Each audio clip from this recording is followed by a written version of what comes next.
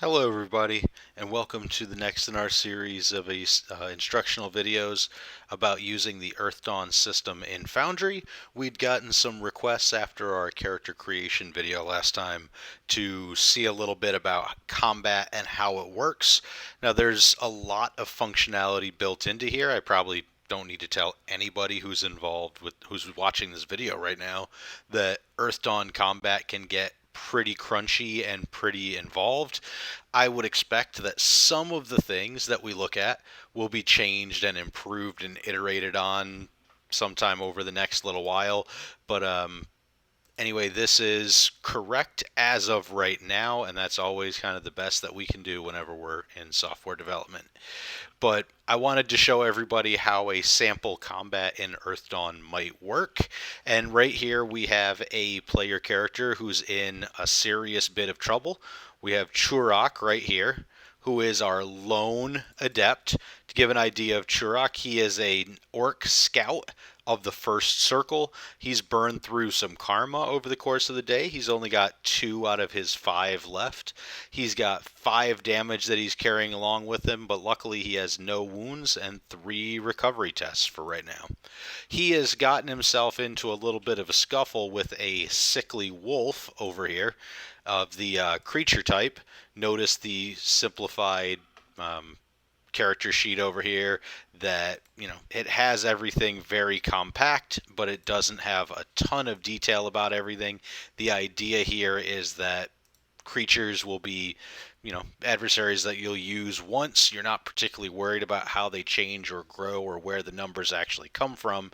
You're just going to be grabbing the numbers out of a book or out of the GM's guide or some source on the internet, something like pandas or what have you, and you're going to be using them one time and then mostly just forgetting about them. So, obviously, one of Earthdawn's most distinctive features is its dynamic initiative system, and we try to keep things as easy as we possibly can for the GM and for everybody in Earthdawn. Our combat tracker in Foundry is this icon with the fist over here. One little trip for Foundry is if you right click on any of these icons in the sidebar, it will pop out the appropriate window as a floating window so that you can put things wherever it is that you want. I'm going to go ahead and start off our combat by putting all of our characters in the combat tracker. I highlighted by clicking and dragging everybody, right-clicking on a token and using this sword and shield icon. There's a variety of different ways to put actors into the combat tracker. That's the one I prefer to use. When we begin combat, we're going to start off by rolling initiative for everybody, and Earthdawn is a little funny because of the fact that there are a number of talents that will allow you to manipulate your initiative values. So the first thing that you will want to do as the GM when you are ready to start combat is ask everybody who is eligible to use Tiger Spring or Air Dance or to set their tactics to do so at this point. If somebody rolls their Tiger Spring, it will show the value in the chat log. You can just use right click and hit update combatant to manually change the initiative value. And then once everybody who wants to get into initiative shenanigans has done so, you can use this roll all button in the top left, and it will just go ahead and roll the regular initiative dice for all of the actors that are currently in the scene. Notice that there was some exploding diage, and it turns out that the Masked Madman is the character that goes first. So targeting is a very, very big thing in Foundry. There are 3 main ways to target a token. If you're the GM, you only have access to 2 of them. So I'm a GM, so I can't show you one of them. But if you double right click on a token, it will target it. In the top left-hand corner, you'll see that there's an icon that looks like a bullseye. You can select it, point it at a token, and then put it back on this square thing for the selection. Or if you right-click on a token and just choose this bullseye, it will set up a target. The big reason that you want to target tokens is that the system has a decent and growing amount of automation. If we go to our masked madman, let's say he moves. Oops, one moment. I did something dumb here. Happens to the best of us sometimes.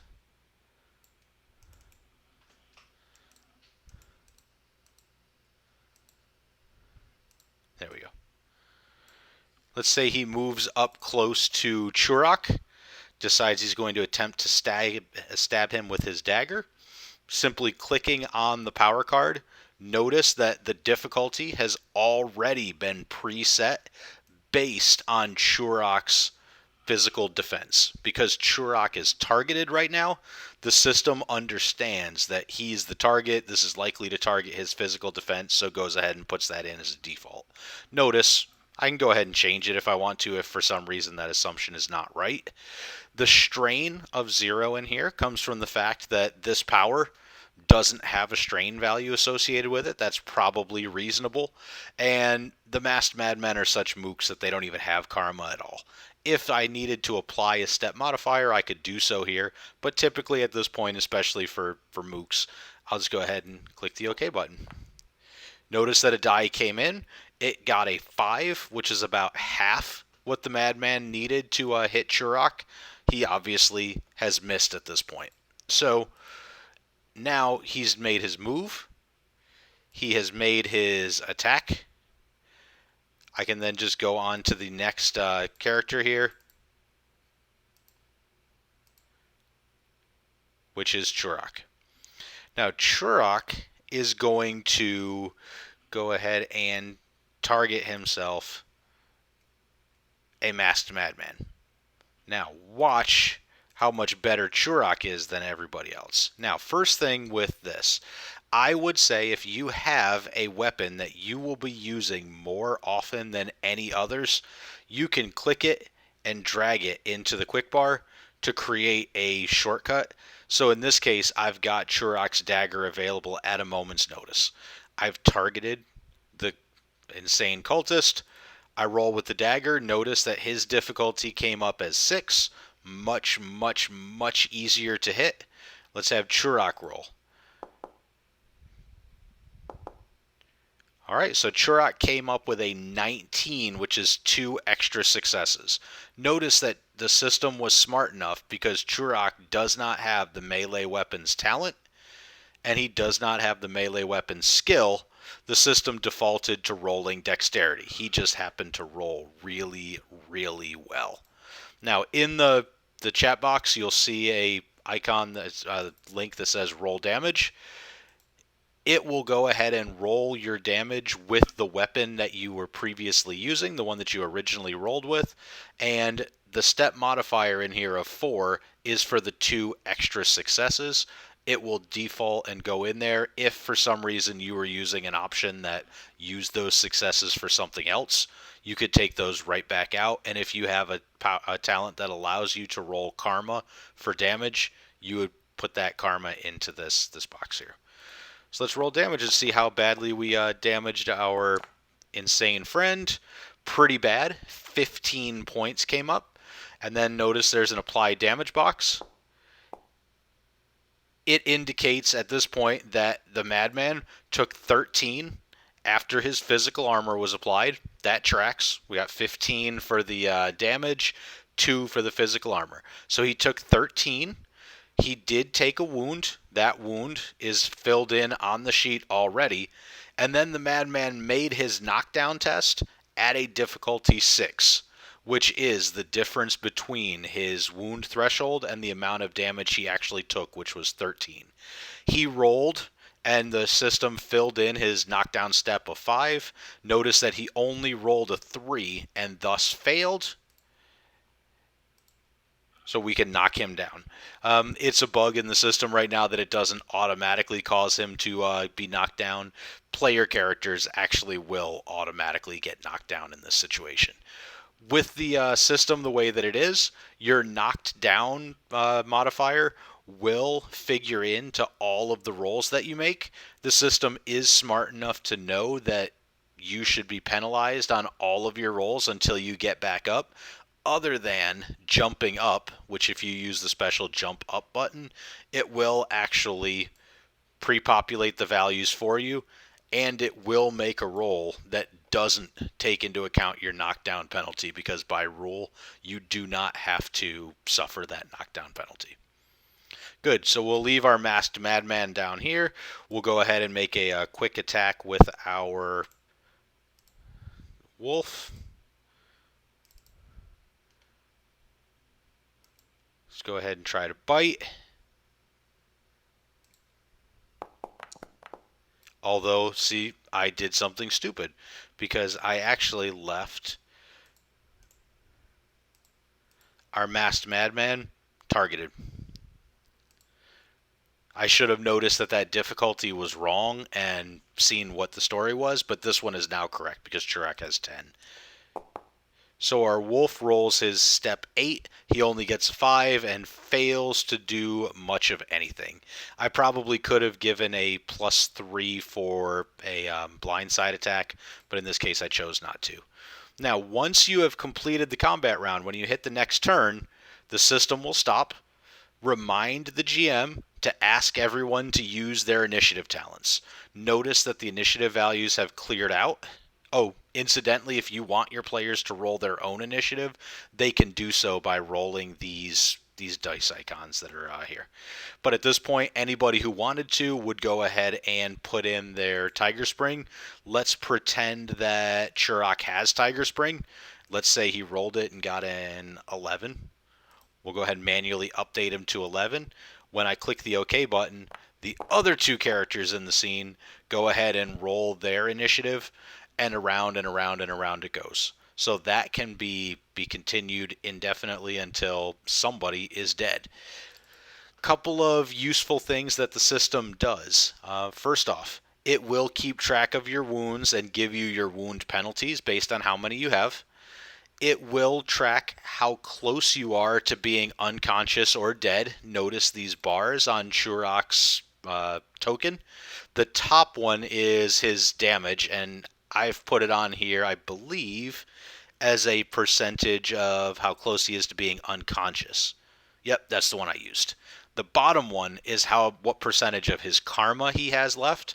This 5 is how much damage he's taken, and this 2 is how much karma he has left. The other characters, notice that a sizable chunk of this madman's health is gone, and you can tell at a glance that that is the case. Sickly Wolf has taken no damage at all. You also, finally, not every combat option and situation modifier in the game are included just now. Some of them never will be. Honestly, a few of them just have no relevance that a game system would really have to take into account.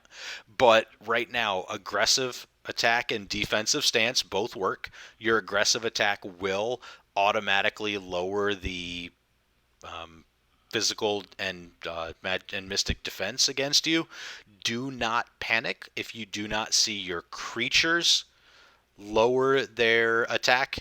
Actually, the way that the system works is it lowers the target number when they're attacked by somebody else. Their physical defense and mystic defense will still show constant. There's complicated reasons for that, but I don't really want to go into it right now. Defensive stance will lower all of your tests, but it will increase the physical and mystic defense. Being knocked down, we already talked about. Being harried is an item that you may have to deal with at some point. I hope not. Couple of the buttons here. There is a take damage button on every character. So if you do take damage through some source that's not automated through the chat menu, you can, after the effect has rolled, you can hit the take damage button, input how much damage the creature or character is going to take, whether it's physical or mystic damage, and whether or not it ignores armor. And then once you click that OK button, it will just apply the damage to the character. Let's go ahead and pretend that our wolf got really, really messed up. Let's give him 42 points of physical damage, and why not? Let's have it ignore armor as well. Huh. Interesting. Okay, well, that's a bug that I need to work on. Sorry about that. Real time here, folks. Um, Knockdown tests are an item because creatures in the book have the knockdown stat already in there. There's really nothing to be done on the knockdown test, that it will just roll. And then we already talked about the jump up. Last thing I want to talk about in combat here, outside of just mentioning the macros again, mentioning the two different ways that you can roll any arbitrary step you want. This die 20 down by the chat menu will call up the step that you want to roll. Let's go ahead and roll, I don't know, step 500, I guess. Why not? With no karma, that'd just be ridiculous. There we go. So I rolled a 497 when I rolled step 500. There you go. Also, there's a macro that's pretty easy to type in. It is very, very short. It is config, all capital letters, dot get, capital D dice, parentheses, semicolon. There you go. Set it as a script macro and save it, and then you can just hit execute, and it does exactly the same thing as what I just did, and it's in your macro bar. And then you can hit the one key just like that. All right, fantastic. Now, the last thing that I wanted to, the real last thing that I wanted to bring up here is the different types of non-player character. Now, Earthdawn is somewhat inconsistent about the format in which it presents non-player characters. Some of the NPCs that show up in particularly the city books are nothing but a set of 6 attributes and a circle and discipline, and that's it. Some of the characters have, the more limited statistics, like the creature item type in here. Some will have an NPC type stat block. The NPC stat block looks very, very much like the PC stat block. The only difference is that the player character sheet will do a lot of the automatic calculation for you. As a GM, I don't want to really go through a lot of work and time calculating and figuring out how a particular character's stats came together. I really just want to type in the numbers from the book if I have to, and then just be ready to go without really worrying why, when this guy swings his sword, why he's rolling step 9.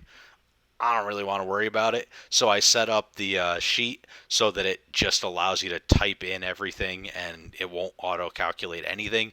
About the only thing that's auto-calculated on this entire sheet is the action dice, which are just pulled from the step table. Incidentally, if anybody hasn't noticed, I did include the step tables from older versions as a system setting. So the system does not at the current time calculate levels of success, which is a mathematical nightmare. I actually just have to manually put that information in, be completely 100% transparent, but it at least will allow you to roll using the old step tables without having to do any conversion. So those who are delightfully old school, that's there for you. I want to thank everybody for watching this video, for playing with the system, for everybody who has given me a bug report, let me know anything unusual about the system and its behavior. I'm still always seeing new things. For example, that knockdown test button for creatures. I guess in my time of playing, I haven't had to manually roll one, which I guess is probably a pretty good sign that the combat flow is working well. If you have questions or concerns, you can reach me on Discord. You can reach me through this video. I'm in the Earthdawn Guild on Facebook. I'm in the Foundry Discord. I am in the Earthdawn Discord. I'm around. I'm very, very easy to find. And as well, my contact information is available on the system page for the Foundry virtual tabletop system. Again, thank you for playing. Thank you for keeping the faith alive, and thank you so much for tuning into this video, and I hope everybody has a great night.